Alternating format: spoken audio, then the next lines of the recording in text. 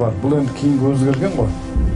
Енді сондықтан біз қазақ деген кезде осы қасиеттер біздің бойымызда бар ма, жоқ па, осыған мән беруіміз керек. Сосын біреулер айтады екен қазір. Ой, анау қазақ емес, мынау мынандай болған, бұлар христиан болған, мұсылман болған деген сияқты.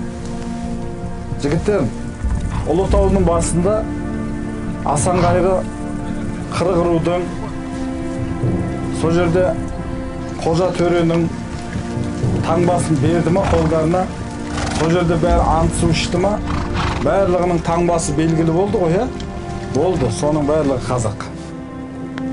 Ары қарай пәлен, пәштуан деп бөліп керек жоқ. Сондықтан бәріміз қазақпыз, болды.